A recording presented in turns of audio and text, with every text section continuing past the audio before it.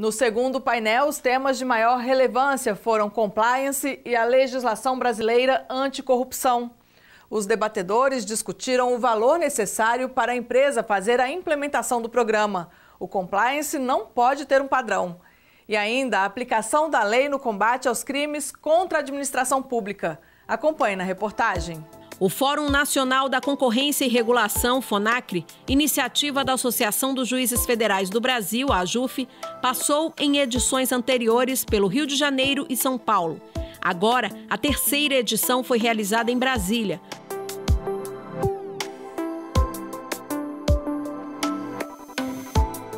Magistrados e especialistas trataram de compliance. A primeira indagação foi: o Brasil já sofreu um boom desta prática que ainda tem sido adotada, mas qual o valor necessário para uma empresa fazer e implantar um programa de integridade? E eu peguei 2016, né, na verdade é o relatório de 2017 referente a 2016, porque pegaria o meio da Lava Jato, né? Você poderia ver, já teve o Lava Jato iniciando em 2015, então 2016 já seria o reflexo dela. O que é interessante é que a grande maioria delas, né, se encontra em investimentos que estão entre 500 mil até 500 mil. Mas o que é um custo de estruturação de compliance? Eu montei alguns compliance depois que eu saí também. Falei, bom, tem que criar uma estrutura de monitoramento, criar os canais de denúncia, fazer os ciclos de treinamento. Esses estão cada vez mais sofisticados, porque não só você tem treinamentos que são presenciais, como também vários treinamentos que são virtuais, testes, às vezes, que os empregados têm que fazer para poder se qualificar dentro dos programas de compliance. Houve também quem questionou a efetividade desse tipo de iniciativa. Há alguma chance da empresa contar com regras que impeçam totalmente os ilícitos? Para Bruno De Luca Drago, do IBRAC, Instituto Brasileiro de Estudos de Concorrência, Consumo e Comércio Internacional, o compliance não pode ter um padrão. Precisa estar adequado às características e à realidade da empresa e não pode ser rígido. Quando a gente entra para fazer um programa de integridade, a primeira coisa que a gente faz é um mapeamento de risco, aonde essa empresa está exposta. E isso vai priorizar as ações de implementação dessas políticas. Treinamento, de nada adianta você ter todas as normas, e muitas vezes a gente chega em empresa para implementar o programa de compliance, a primeira pergunta que eu faço é: você tem um programa já rodando? E muitas vezes a pessoa abre a gaveta, tira um manual e fala: tenho, está aqui. Quer dizer, que efetividade tem isso, né, um manual na gaveta? Nenhuma.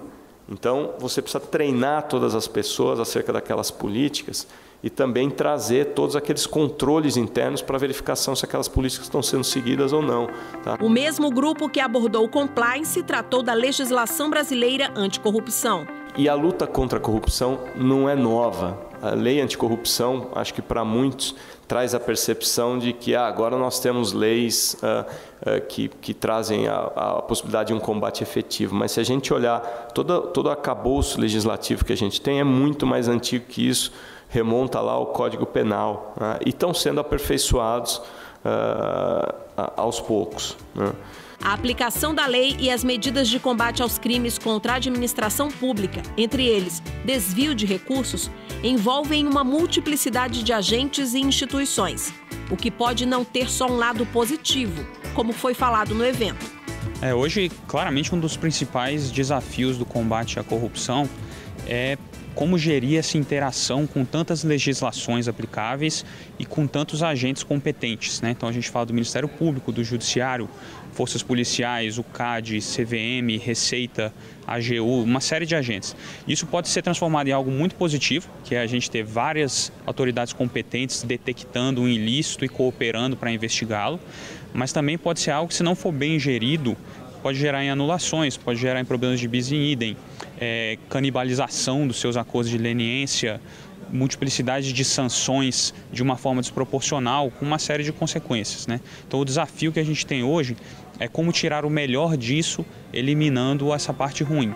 Como debatedora, a juíza federal Ariane Oliveira reforçou a reflexão feita sobre as várias instâncias punitivas pelo mesmo fato. Quanto a esse ponto, eu gostaria de saber se tem alguma sugestão, ou se já tem na prática algum modelo de comitê ou de interação interdisciplinar para o tratamento dessas informações. Muito boa, de fato, para mim, essa é a pergunta de ouro hoje em dia, né? O que fazer com essa questão das múltiplas esferas, como solucionar isso? Vem à cabeça, evidentemente, a primeira resposta mais óbvia, que seria, vamos pensar numa legislação para equacionar isso tudo. Sinceramente, na prática, eu não vejo isso acontecendo tão cedo, porque são muitos interesses, muitos agentes envolvidos.